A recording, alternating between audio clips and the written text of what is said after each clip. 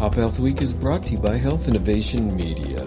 Health Innovation Media brings your brand narrative alive via original or value-added digitally curated content for omni-channel distribution and engagement. Connect with us at www.popupstudio.productions. And welcome everyone. I'm Gregg, Managing Director of Health Innovation Media and the producer and co-host of PopHealth Week. Joining me in the virtual studio is my partner, colleague, and lead co-host of PopHealth Week, Fred Goldstein, President of Accountable Health, LLC. On today's show, our guest is Nicole Bradberry, Chief Executive Officer and Chairman of the Board of the Florida Association of ACOs, also known as FLAACOs.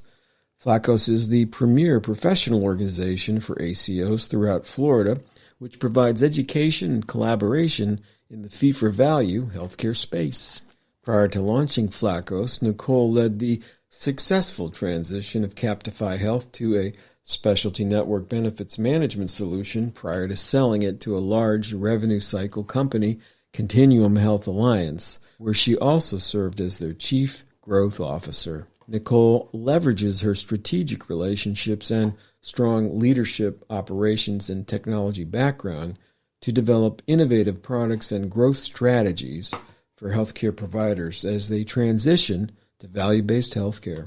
She has led the strategy and design behind the development of scalable population health tools and a professional service model that enables physicians to successfully participate in value-based contracts.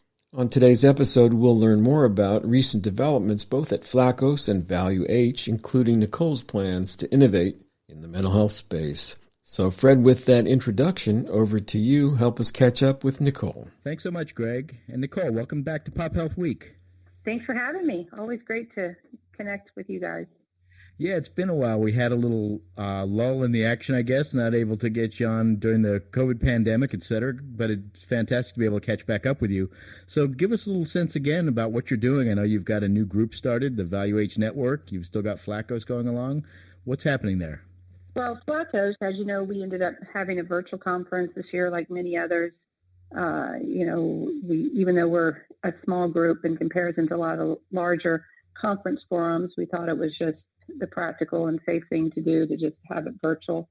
I think the conference went well. We had a lot of amazing speakers, amazing topics. I do think we missed out on the great networking that we typically pull together at the conference. So I'm excited to announce that we are going to have a in-person conference this year in November in Orlando. So very excited about that. Fantastic. Yeah, really looking forward to that. It's always been a great group of folks getting together, incredible discussions, and really fantastic speakers. I know you're early on in that, but I'm sure there's much we're going to hear about what's happened. So what's sort of been the impact with COVID, the new administration? How are ACOs looking right now? Well, I think direct contracting was, something cool, and lots of people are embracing it. It allows a lot of new entrants in, but I do think it makes ACOs nervous. What does that mean for them?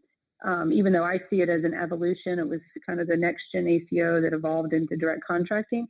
But I do think the way they're coming in, the marketplace, the potential for the GO, even though they've paused that temporarily with the new administration. Well, it could be permanent. We don't know. But I do think there's some nervousness around what DC means to ACOs. One of the reasons, not to segue ahead of you, but we've created a network called Value H Network, which is going to aggregate ACOs in order for them to take on new and different contracts. We lets them delve into MA, it lets them delve into DC in an interesting way that we hope to bring to the marketplace. It lets them do things like direct to employer. And we're getting so much interest in that I think it's kind of swaying some of the nervousness or mitigating, I guess, better word, some of the nervousness that ACOs are having because of DC and maybe some of the stuff that might be coming out of this administration. Having said that, though, I do think that this administration might be backtracking and really listening to some of the ACOs' concerns. And so it could end up being a good thing. Mm-hmm.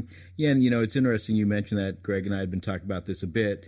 This whole concept of we've sort of seen this move from some employers, obviously CMS, to go into direct contracting, and you've had these ACOs that some have been obviously very successful, others less so, but sort of in a model that wasn't quite as risk-taking, although it was moving that direction. And is that, you sort of see that, and also obviously recognizing with your work at ValueH Network that it's sort of jumping to that next step rather rapidly, and ACOs have an opportunity to play in that if they're willing to get more into a direct contracting and risk-based model versus some of the earlier risk models based on improvement in various measures and outcomes.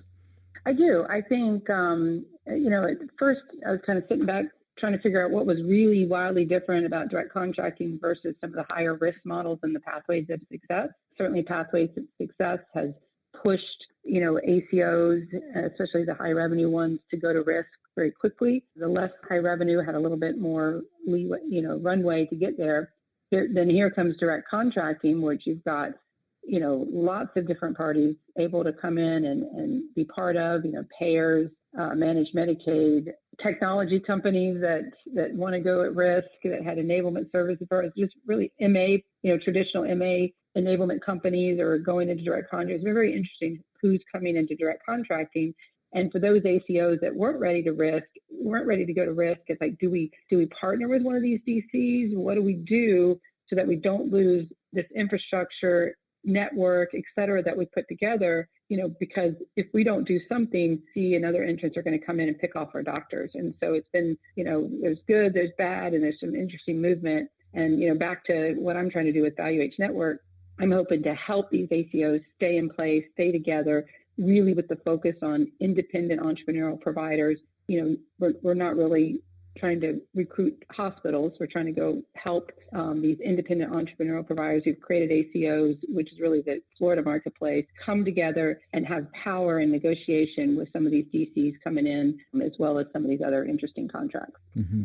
And when you talk about these value-based care and value-based contracting, it sounds like you're getting more to direct risk-bearing based on, they're going to take, the providers are going to take the risk, or maybe in partnership with a VC firm or something, versus some of the earlier models. Is that what you're getting at? Yes, but trying to, with ValueH Network, trying to help offload some of that risk. So it allows the doctors to bring all of that great enablement they've put together, all of that infrastructure, stay intact as an ACO or an MSO or a SIN, whatever way they kind of formed, but come into a network that helps with that risk, that offloads some of that risk, and also brings some additional enablement where it's needed. And that's really the premise behind ValueH Network. And, and building off the FLAACOs relationships and the trust that we've built there. So in terms of ValueH Network, it's not just a group to get together like FLAACOs is in a sense. It's actually going to have some services and things it provides, as well as being able to offload some of that financial risk? Exactly. It's pulling the network together, but instead of going out and recruiting individual doctors, we're trying to go and bring together these entities, ACOs, MSOs, SINs, IPAs, who have got some enablement, have some structure, have leadership and all of that in a local area or in a broader area. And we want to leave that intact. So we want to be able to bring value to that level entity and then allow them to share in as much risk as they want to take. So some will be willing to take more risk than others, but ValueH will supplement where they need the help. And then along with that, wrap enablement tools on top of it. Mm-hmm. And for those who may not be aware of it, could you define a SIN? So clinically integrated network, independent provider association, MSO is management service organization, a new coin is value service organization, and of course ACO, accountable care organization. Right. And so how is this, let me ask you this, how is this different from something like an Aledade? So it's not different in the premise. As you know, I started a company called Orange Health, got rebranded to Citra Health, which was the early predecessor of an Aledade or a Caravan, which are groups that aggregate doctors, help share risk, bring enablement. I mean, it's very similar. I guess the difference is we're starting from Florida. We're starting from the base of trust within the Florida Association of ACOs. There's relationships that we've built over these years, and saying, okay, let's start in Florida and let's help all of these entities that exist stay intact. And so I think the difference is maybe Aledade and Caravan are still trying to recruit one doctor at a time, or partner individually with an ACO to let that individual ACO take on a contract. Whereas I think we're a little bit different and we're trying to aggregate across ACOs, across SIMs, across MSOs, and bring them into one network in order to take one contract. But then ValueH can divide by those entities why they would participate, what level of risk they want to take, what enablement tools they may or may not need. If an ACO is rocking and rolling because they've got all the great stuff in place, then, let's let them continue to do that, but bring them the contract that gives them a richer upside. And so, everyone is different, but ValueH will create conformity around how they receive data, how they receive, information from all the different contracts. So when you talk about enablement, are you going to bring in a standardized IT system for that kind of stuff? Is that sort of what you're thinking about? Well, so I don't believe that you can take a group that might have 15 EMRs and try to standardize them into one. That goes against kind of that independent entrepreneurial spirit. But certainly we will provide analytics as a service in a standard way, and we'll try to, integrate with whatever tools or tool sets they already have. If they need some standard tool sets, we certainly will have them to offer, but we won't require them. Ours is much more of a service enablement. How do we provide stuff to supplement in a very a la carte fashion what they have or have not in place? But the most important thing is we're going to bring them contracts they probably couldn't get on their own. Got it. So you'll serve as a marketing vehicle for them. Yep, an aggregator, marketing vehicle, and also help them manage risk. Got it. And so are there other groups involved with you now on this? Have you figured out whether you need, financial support groups or VC companies or IT companies you've chosen to work with you on this? Well, the first thing we've been going after are contracts, and we've got 3 pretty significant contracts in flux right now that we're about to finalize. Most of those contracts come with some financial support in the early days, and so we believe those will enable us to go and negotiate the deals for reinsurance and stop loss and things like that we'll need to bring into the fold here. Some of them come with some of that already, and some of it will, the revenue that comes with them will allow us to go and get those and offer it. We also are bringing in enablement partners, and some of them coming in and being part of this is they bring some, not just capabilities, but some of the financial wherewithal to do this. And so it's interesting, as we're putting this together, all the people that want to participate and see the value long term and are willing to invest. Yeah, fantastic. Really great idea. And do you see this being something that each of the communities has their own, brand within that community, et cetera? Or are you going to do a powered by ValueH or some other type of approach? I think it's, the powered by ValueH is the approach. We want whoever the local leaders are that created these entities, we want them to have autonomy in a lot of ways. In fact, if they can go out and get contracts themselves that are better, then they can stick with those. If not, they can be part of the ValueH network for the contracts that serve them versus those that they've already negotiated. And so it's very much a la carte kind of approach. If we help you, great. If we don't, keep on doing what you're doing. We don't want to intervene. Got it. We don't want to interfere. And if you're just tuning in to PopHealth Week, our guest is Nicole Bradberry, Chief Executive Officer and Chairman of the Board of the Florida Association of ACOs. And in terms of, obviously, ValueH has to have some sort of a revenue generation model. Is it something that will be on a per life basis? Are you looking at a risk-based basis for the organization itself, like an Alliday does, or how might you work that? It's both. I mean, our ultimate goal is to participate in risk across the board, all these contracts. We've got run rates negotiated so we can come in no risk and get to risk within a year. We see the recruiting, the enablement, all of that stuff. There's its own financial stream on top of the financial stream that the ACOs and the doctors underneath them will get. So it kind of everybody wins. Everybody gets fed in the food chain to make all this work and come together. And we're getting that through the contracts that we're negotiating. Fantastic. I know also, you had mentioned just prior to the call, you've started are starting a new mental health crisis business. Tell us a little bit about that. Yeah, so I'm very excited about that. As you know, COVID has 4x'd mental health crisis in this country. It was already in crisis, I believe.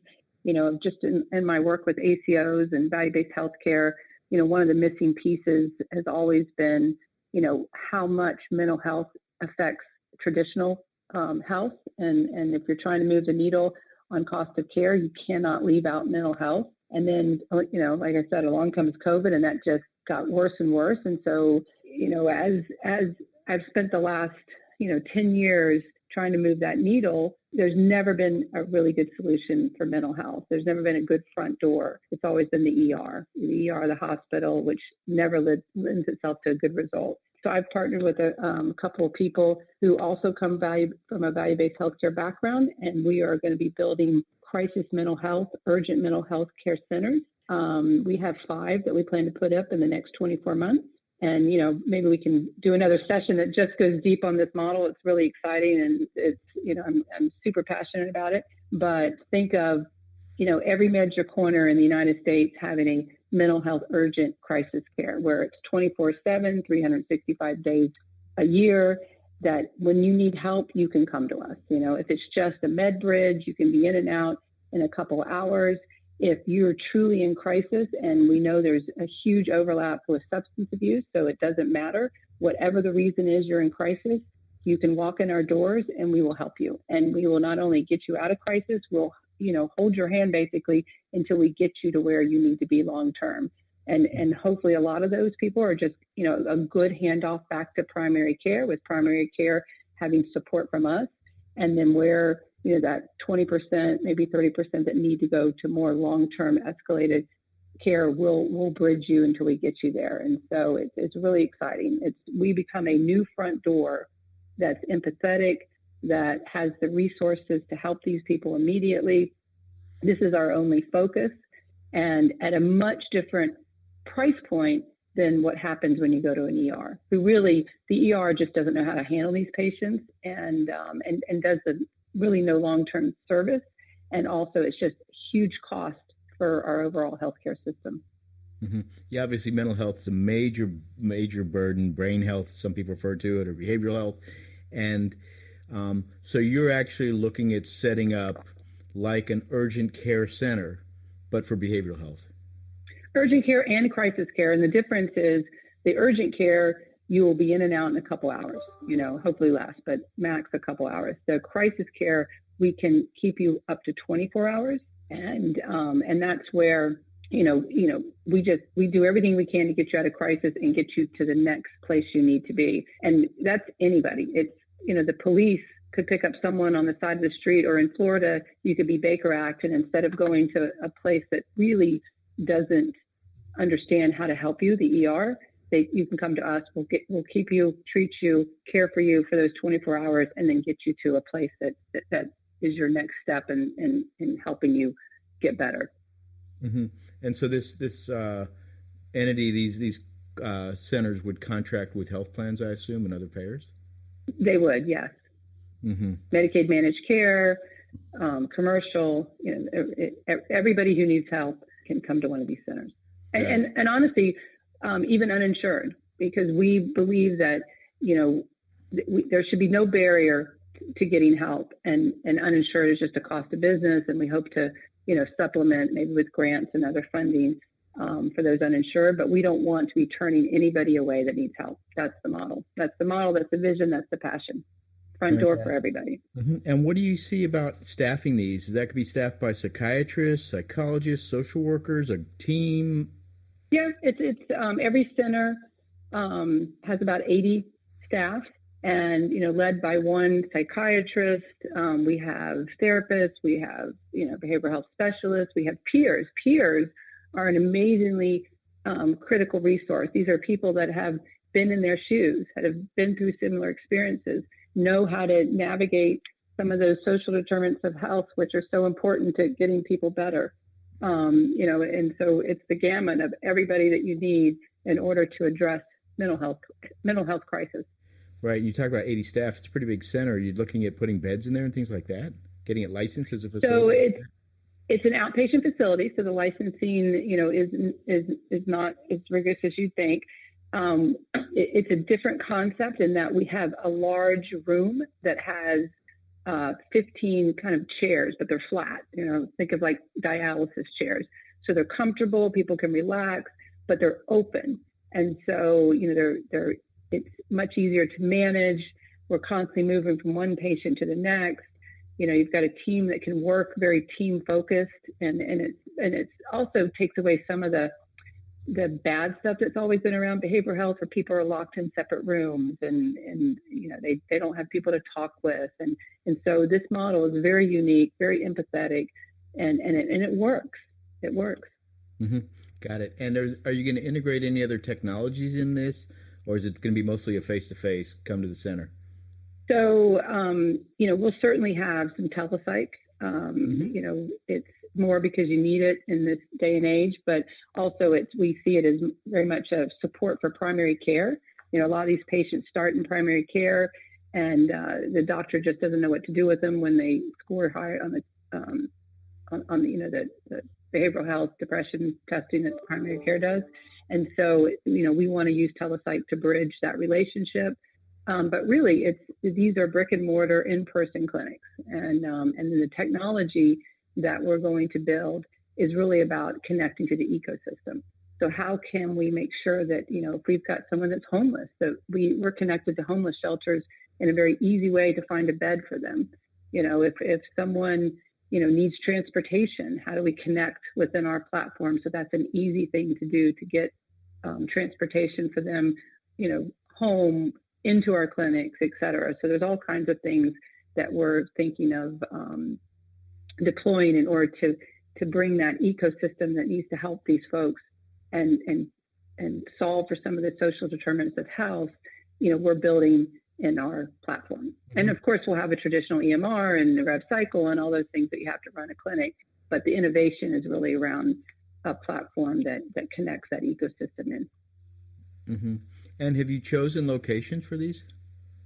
We have. I'd love to come back where I can talk to you a little more in detail, because we've got some leases we're signing and plans in place, but we haven't, finalized all of those. So maybe when we get a little bit closer, which is probably the next 30 days, I can go into more of that detail.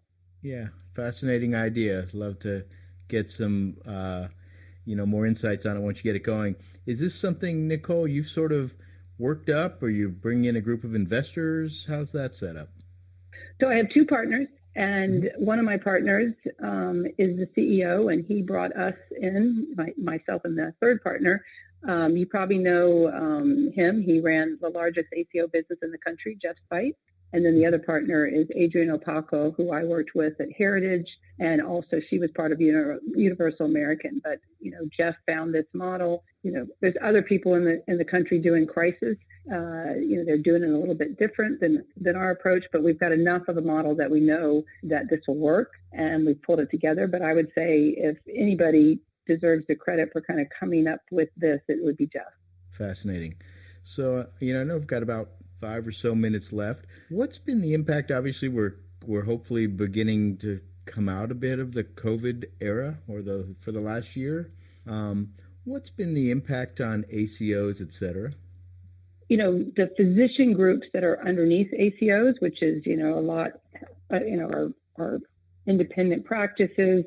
Certainly, people not going to the doctor impacted financially their ability to keep their clinics running. Some of it was by choice because they didn't know if they could service patients, and a lot of them shut their doors. I think ACOs actually help keep a lot of doors open and keep caring for patients. I think telehealth certainly, telehealth grew probably by 10 years ahead of what it would have done on its own because of COVID. And I don't see that, going back to pre-COVID days. I think you're going to see a lot of patients who like that, who, especially people that can't, always get to the doctor, will probably utilize that more because now we've proven it works. But I also think, to wrap that up, I think, they've certainly been impacted. ACOs underscored the need for ACOs, for entities that really could look at these populations, be proactive on who needed to come in, who needed to be touched, because we really had to prioritize care when care was being kind of reduced because we were trying to keep people at home and not out and about, and certainly not in healthcare settings where other people were sick. And so I think, it really underscored how important ACOs accountable care, value-based healthcare have been. And so, if anything, it's done that. But I do think from a financial perspective, because people haven't gone to the hospital at the rate that they did before, that anybody taking risk or in shared savings models, even though they might have gotten hurt on the front end, because the delivery system on the front end slowed down, I think on the back end, everybody that's been involved in these models has kind of financially been okay because of the risk side of that. So overall, I think this year has just propelled the value of value-based healthcare. Yeah, I think your point on the telehealth, the growth has been phenomenal. Obviously, it backed off some after the first couple months. I was actually putting together a presentation on telehealth in primary care for a group, and it's just amazing looking at those numbers. And it'll be interesting to see how that changes the model going forward, just as you're talking about with this new front door you're creating for behavioral health, how much the telehealth is just an add-on to a practice, or is it used to transform the whole approach? So it'll be interesting to watch that as we go forward. I agree, yeah.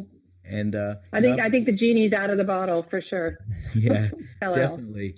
And clearly, I think, telehealth, one of the things obviously everyone had to do was get us to, get payment for that. So I think the movement to value-based care makes telehealth even more important. And so, I appreciate obviously your time today discussing telehealth, discussing the new behavioral health launch. You're always innovating, Nicole. And clearly, Gregg and I are looking forward to heading out to your conference, hopefully in November. For sure. You're part of the original crew. We couldn't do it without you. Well, thanks so much, and really appreciate you coming on PopHealth Week and giving us some new insights into your new programs around Value Age Network and the mental health area. So greatly appreciated, Nicole. Always great to catch up with you guys, and I can't wait till November to see you in person. Thanks. Back to you, Gregg. And thank you, Fred. That is the last word for today's broadcast. I want to thank Nicole Bradberry, Chief Executive Officer and Chairman of the Board of the Florida Association of ACOs, for her time and insights today. For more information on her work, go to www.FLAACOS, that's FLAACOS.com, or follow her on Twitter via @Nicole Bradberry and FLAACOS, respectively. And finally, if you're enjoying our work at PopHealth Week, please consider subscribing to our channel on the podcast platform of your choice, and do follow us on Twitter by @PopHealthWeek. For my colleague Fred Goldstein, Nicole Bradberry, this is Gregg Masters saying bye now.